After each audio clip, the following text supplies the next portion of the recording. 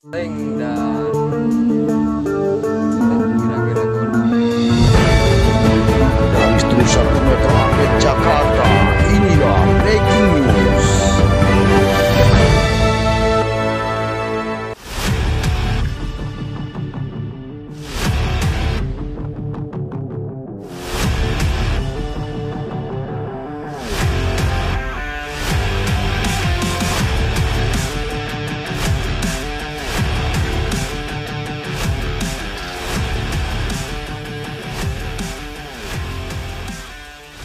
Ketua Asosiasi Pertambangan Batubara Provinsi Bengkulu APPB Sutarman, mengaku menghormati setiap pendapat pihak manapun terkait fungsi, peran dan tanggung jawab perusahaan tambang, khususnya terkait reklamasi pasca tambang yang memang selalu menjadi isu publik.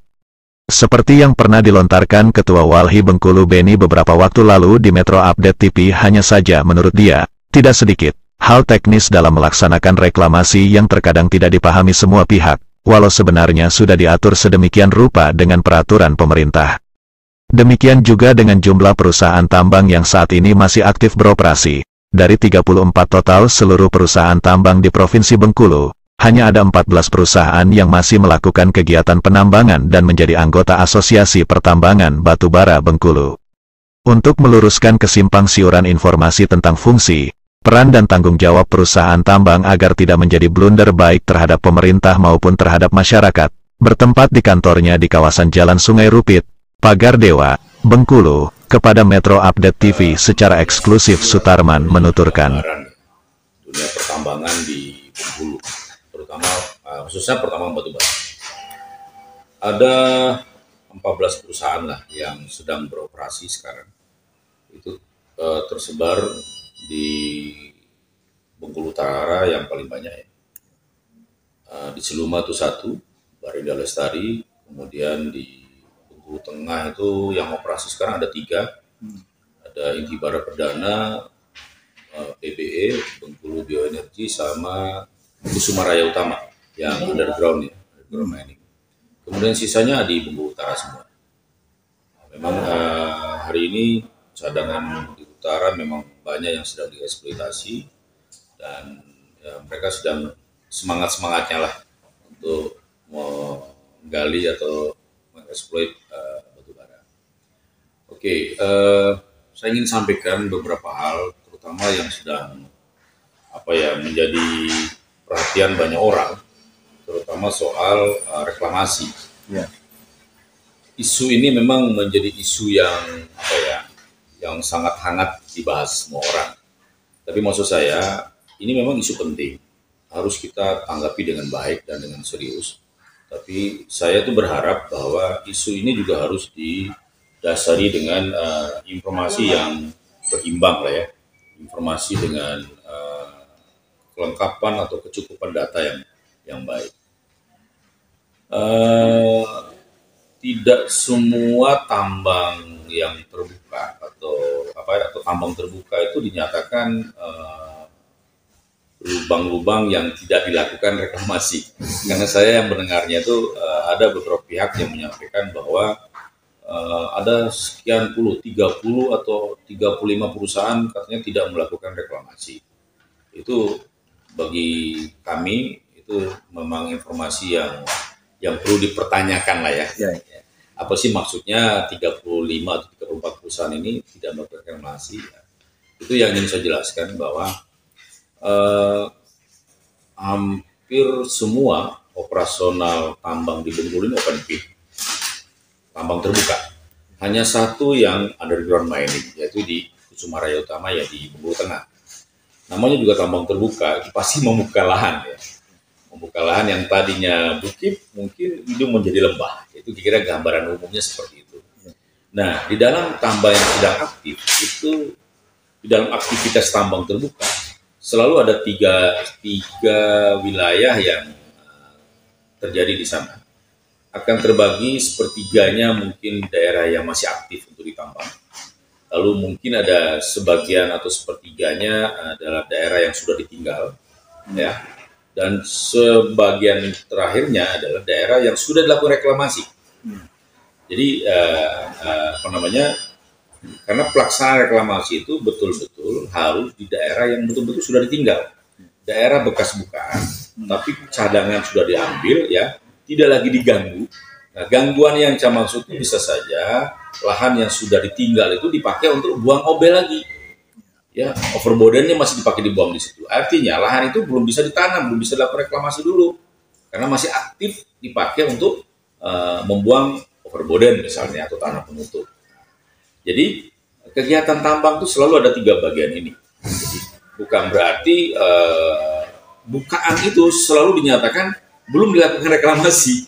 Nah, itu yang mungkin yang mau saya luruskan. Ya. Oke. Kemudian ada lagi berita yang saya terima itu yang saya dapatkan bahwa terdapat ratusan lubang, banyak sekali, entah mungkin 150 atau 200 lubang yang diperoleh informasinya oleh kawan-kawan di luar. Saya ingin sampaikan begini, mulai dari pemahaman tadi, namanya open pit, ya memang menggali lubang gitu loh. Ya, tinggal sekarang lubang yang dimaksud oleh kawan-kawan itu lubang seperti apa? Tentu saja kan harus ada kriteria lah ya, yang dimaksud lubang ini lubang apa? Ya, kalau mencari lubang di open pit ya semua lubang, nggak bisa dihitung malah justru. Tapi justru tolonglah diarahkan lagi bahwa lubang ini maksud lubang apa? Gitu. Kemudian yang berikutnya, yang saya ingin sampaikan bahwa tidak semua lubang itu adalah pelanggaran. Nah, di dunia pertambangan itu, apalagi di backup lagi oleh data yang satu namanya data rekan. Saya terbuka, mari kita diskusi dengan niat kita yang sama, memajukan Bengkulu. Ya, ada rencana Tuhan. Kenapa ada anugerah tambang ada di Bengkulu? Kita tidak tahu. Dari sisi spiritual juga nggak boleh kita tinggal. Artinya ini rezeki, ini anugerah Tuhan yang ada di Bengkulu. Kita eksploitasi hari ini. Tapi mari kita sama-sama mengawal bahwa setelah dieksploitasi ada lahan yang sudah dibuka. Lahan terbuka ini aturan mainnya seperti apa? Jadi saya ingin sampaikan bahwa kita semua punya tanggung jawab moral yang sama lah. Pelaku atau penambang juga punya tanggung jawab dengan segala macam aturan yang disampaikan oleh pemerintah. Ya kawan-kawan di luar pertambangan juga punya kewajiban moral yang sama, pemerhati lingkungan, pemerhati kawasan, itu macam-macam lah ya. Jadi maksud saya boleh beda pendapat, tapi mari kita dudukkan karena publik ini jangan dikasih informasi yang salah, ya. Apalagi dengan kepentingan-kepentingan khusus sehingga publik punya opini yang keliru terhadap dunia tambang. Nah, ya Pak, pertanyaan lagi Pak. Ya. Terkait sungai Pak. Oke. Sebelum saya masuk ke sungai, ada satu hal yang ingin saya sampaikan. Kita ini 1 tahun itu produksi lebih kurang 5 juta. Kos produksi kami per ton, Pak, itu sekitar 35 US dollar per tahun. Per ton. Jadi kalau kali 5 juta ton itu hampir 3 triliun, Pak. 3 triliun lebih uang yang kami belanjakan. Dunia tambang membelanjakan itu di Bengkulu. Mulai dari hulu ke hilir. Ya, mulai dari produksi sampai penjualan. Itu ada 35 US dollar, Pak. Jadi besar, Pak. Udah hampir menyamai dengan APBD Bengkulu. Jadi bisnis ini, dunia usaha tambang ini ya besar pengaruhnya lah terhadap perekonomian makro maupun mikro yang ada di Bengkulu. Oke, kemudian menyangkut sungai. Ada aturan, Pak. Kami ini dilengkapi terakhir ini adalah proper. Proper itu program pemerintah yang harus dilakukan oleh semua perusahaan tambang dan perusahaan lain termasuk sawit, kemudian industri-industri lain. Nah, proper ini penilaian terhadap ketaatan perusahaan menjalankan kewajiban-kewajibannya terhadap lingkungan. Itu yang dinilai. Ketaatan ini ada nilai-nilainya. Nah, nilai-nilai proper itu ada 5, Pak, ada ininya. 1 yang hitam, ini sangat tidak kooperatif, sangat tidak menjalankan kewajibannya. Habis hitam ada merah. Nah, di atas merah ada biru. Nah, biru ini sudah taat. Nah, merah ini belum taat semua. Nah, biru ini udah taat. 100% udah menyatakan taat. Itu dia dapatkan grade biru. Di atas biru ada hijau. Nah, hijau ini ketaatannya sudah full, cuma dia sudah plus memberdayakan lingkungan sekitar di luar tambang. itu sudah masyarakat, sosial segala macam itu sudah. Yang terakhir adalah emas, gold. Nah, ini yang udah tingkatnya udah lebih luas lagi, bagaimana hubungan sosial kemasyarakatan, tambang dan di luar tambang segala macam dengan radius yang lebih luas. Nah, kalau di Bengkulu masih di tahap biru paling tinggi. Nah, kami sendiri seperti Inti Bara Perdana itu sudah tiga kali berturut-turut. Jadi lompatan kami pernah merah, kemudian pernah hitam, habis hitam kita langsung biru. Nah, ini suatu lompatan yang luar biasa, habis hitam langsung biru, Pak. Karena semangat kami untuk memperbaiki diri, gitu. Nah, ini gambaran. Nah, artinya kami ada pengaruh sungai memang, ya. Semua kalau di das Bengkulu itu larinya ke Sungai Bengkulu. Okay. Dan itu upaya-upaya pengendalian, ya, bahasa saya pengendalian, Pak, karena nggak mungkin membuat tidak ada limpasan air hujan atau air tambang yang masuk ke sungai. Untuk nol nggak mungkin, Pak. Jadi yang ada tuh mengendalikan. Jadi dibuat dulu settling pond namanya, sebelum ditampung dulu dalam settling pond, aliran atau genangan air dari tambang atau dari air hujan sebelum masuk ke sungai. Jadi yang ada pengendalian, gitu, Pak. Karena nggak mungkin membuat untuk menolkan limpasan air dari tambang ke sungai, nggak mungkin. Jadi yang ada itu dikendalikan, diendapkan dulu, baru aliran airnya lewat ke sungai. Tapi sekali lagi, Bang, intinya kan nggak mungkin kita menghindari ada lumpur. Itu logis saja. Tidak mungkin tidak ada lumpur, apalagi hujan, lalu ditambah open pit kita atau bukaan tambangnya tanah semua. Pasti, Pak, air hujan membawa lumpur. Ya. Nah, inilah settling pond itulah untuk mengendalikan lumpur tadi agar tidak semua 100% masuk ke dalam sungai. Pengendalian inilah sebenarnya yang harusnya menjadi perhatian pihak-pihak, Pak. Apakah perusahaan menjalankan itu apa tidak, gitu loh, Pak. Karena untuk menghindari limpasan air hujan yang membawa lumpur tambang ke sungai itu sangat tidak mungkin. Yang ada pengendalian.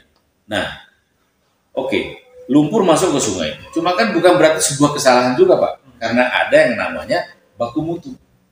Ada baku mutu air yang boleh masuk ke sungai itu seperti apa?